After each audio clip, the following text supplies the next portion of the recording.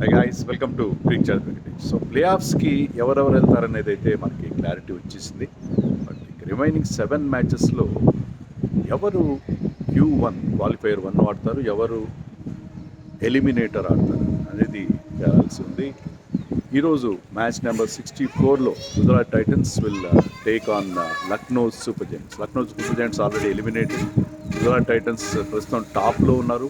టాప్లో కొనసాగే ప్రయత్నం కూడా చేస్తారు. టాప్లో ఉండడం వాళ్ళకి అవసరం, ఎందుకంటే వాళ్ళకి important member Buttler and may not be available, will not be available actually for the playoffs. Buttler లేకుండా కుశాల్ మెండిస్తూనో వాళ్ళు సబ్స్టిట్యూట్ చేయాల్సిన పరిస్థితి. సో అది వాళ్ళకి చాలా పెద్ద ఇబ్బంది. సో అందుకని వాళ్ళు ఒక ఎక్స్ట్రా క్వశ్చన్, అంటే Q1 కనుక ఆడితే అది ఓడిపోయిన Q2 ఆడి ఫైనల్కి వెళ్ళే అవకాశం ఉంటుంది. కాబట్టి ఖచ్చితంగా టాప్ ప్లేస్ కోసం ట్రై చేస్తారు. అందుకే మ్యాచ్ని మాత్రం లైట్గా తీసుకుంటారు. లక్నో సూపర్ జైంట్స్ వాళ్ళు కూడా ఏంటంటే కొంత పరుగు తగ్గించుకున్నారు, ఎందుకంటే చాలా ఎక్కువ ఓటములు ఎదురైనాయి వాళ్ళకి. పర్ఫార్మెన్స్ ఏమాత్రం బాగలేదు. స్టార్టింగ్లో బాగానే స్టార్ట్ చేశారు, కానీ తర్వాత they have fallen up. So ఈ మ్యాచ్ కూడా కాంపిటేటివ్ ఇంట్రెస్ట్ అయితే ఉంటుంది, ఈ మ్యాచ్లో డెఫినెట్గా ఉంటుంది. అందులో గమ్మత్ ఏంటంటే ఈ మ్యాచ్లో ఇట్ ఈస్ ఒక క్యాప్టెన్స్ చూస్తే ఒకవైపు శుభ్మన్ గిల్ ఉన్నాడు, మరోవైపు మనకి రిషబ్ పంత్ ఉన్నాడు. వీళ్ళిద్దరు కూడా top contenders for the captaincy post. అది టెస్ట్ సిరీస్ కనుక్కోండి, different format, but India captaincy కోసం ఇద్దరు పోటీ పడుతున్నారు. సో వాళ్ళిద్దరూ ఇప్పుడు ఫేస్ టు ఫేస్ ఆడడం అనేది మనం చూస్తాం. ఆల్రెడీ ఒక మ్యాచ్ ఆడారు రెండు టీమ్స్. గుజరాత్ టైటన్స్ ఓడిపోయిన 3 మ్యాచ్ల్లో మూడే 3 మ్యాచ్లు ఓడిపోయారు. వాళ్ళు చాలా కన్సిస్టెంట్గా పర్ఫామ్ చేస్తున్నారు. ఆ ఓడిపోయిన 3 మ్యాచ్లో లక్నో చేతిలో ఒక మ్యాచ్ ఓడిపోయారు. అందుకని ఏంటంటే వాళ్ళకి డెఫినెట్గా ఈ మ్యాచ్ అంత ఈజీగా తీసుకునే పరిస్థితి లేదు. సో రెండు టీమ్స్ కూడా టాప్ హెవీ టీమ్స్. రెండు టీమ్స్ కూడా మనం చూస్తే ఏంటంటే టాప్ 3 మీద డిపెండ్ అవుతుంది. ఇక్కడ మార్క్రమ్, మార్ష్ అండ్ పూరన్ అయితే అక్కడ సాయి సుదర్శన్, గిల్ అండ్ బట్లర్ మీద డిపెండ్ అవుతుంది. టాప్ హెవీ టీమ్స్, మిడిల్ ఆర్డర్లో కాస్త ఇబ్బంది ఉన్న టీమ్స్ ఈ రెండు. అది కాంటెస్ట్. మ్యాచ్ వేదిక అహ్మదాబాద్లోని మోటేరా స్టేడియం. అహ్మదాబాద్ మనకు తెలుసు కదా, అహ్మదాబాద్లో ఈ సీజన్లో బాగా బ్యాటింగ్ ఫ్రెండ్లీగా ఉంది. కండిషన్స్ ఎప్పుడు కూడా బ్యాటింగ్ ఫ్రెండ్లీ ఉన్నాయి.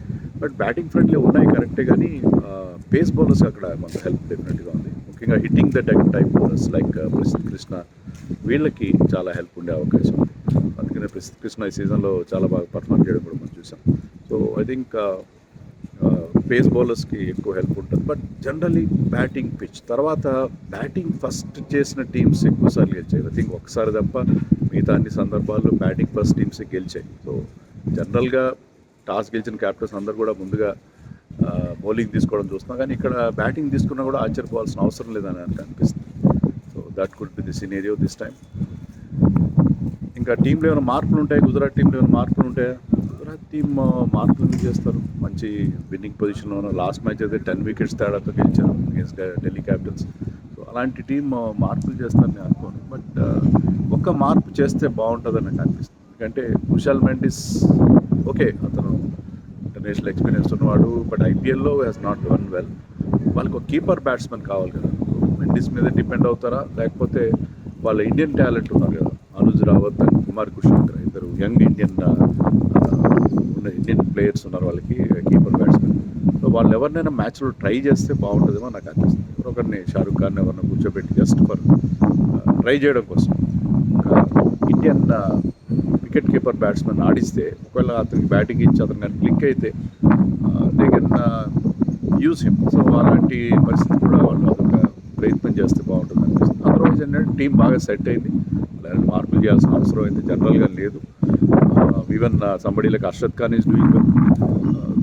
అర్షద్ ఖాన్ ఆర్ వాషింగ్టన్ సుందర్, వాళ్ళిద్దరి మధ్యలో ఒక అది ఉంటుంది, సిచ్యుయేషన్ బట్టి పిచ్ని బట్టి ఇద్దరిలో ఒకరిని సెలెక్ట్ చేసే అవకాశం ఉంది.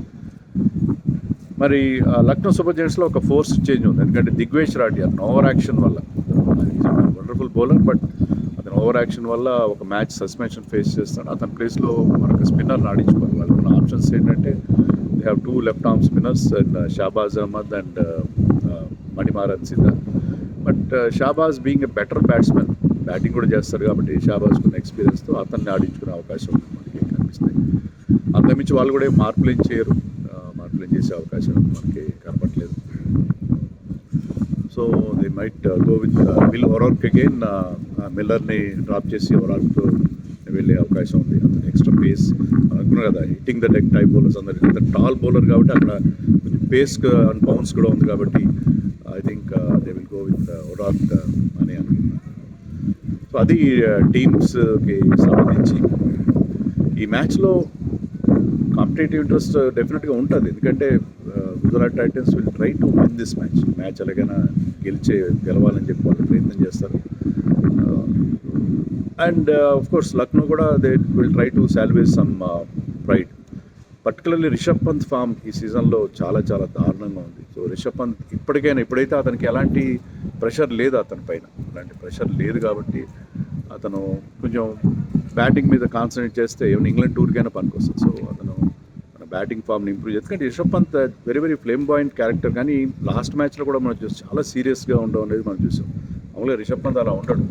Price tag pressure, captaincy pressure, lack of form ఇవన్నీ కూడా అతన్ని చాలా ఇబ్బంది పడుతున్నట్టుగా ఉన్నాయి. బట్ ఇప్పుడు ఏంటంటే అలాగే ఎలిమినేట్ అయిపోయారు కాబట్టి ఫ్రీగా బ్యాటింగ్ చేసి ఆ బ్యాటింగ్ ఫామ్నైనా అతను మళ్ళీ అందిపుచ్చుకుంటే బాగుంటుందని చెప్పి మనం ఎక్స్పెక్ట్ చేయొచ్చు. అది లక్నో కాంటెక్స్లో కాకుండా ఇండియా కాంటెక్స్లో చాలా ముఖ్యం. ఎందుకంటే టెస్ట్ మ్యాచ్లో మనకి చాలా చాలా ఇంపార్టెంట్ ప్లేయర్. డిఫరెంట్ ఫార్మాట్ ఒప్పుకుంటాను నేను, కానీ runs under your belt is always going to be very very useful. So I think Rishabh Pant విషయంలో మళ్ళీ ఫామ్లోకి రావడం చాలా చాలా అవసరం. అసలు ఇక్కడ అవుట్డోర్లో చేస్తున్నారు ఈరోజు వెదర్ చాలా బాగుంది, ఇంగ్లీష్ వెదర్ ఉంది. సో అందుకని కొంచెం గాలి వల్ల ఆడియో క్వాలిటీ బాగుండకపోవచ్చు. ఈవెన్ నా ట్రైప్యాడ్ కూడా మూవ్ అయిపోతుంది, అంత గాలి వస్తుంది. సో వీడియో క్వాలిటీ అంత బాగాలేకపోయినా డిఫరెంట్గా చేద్దాం. ఇవాళ కొంచెం వెదర్ బాగుంది కాబట్టి అవుట్డోర్ చేద్దాం. I hope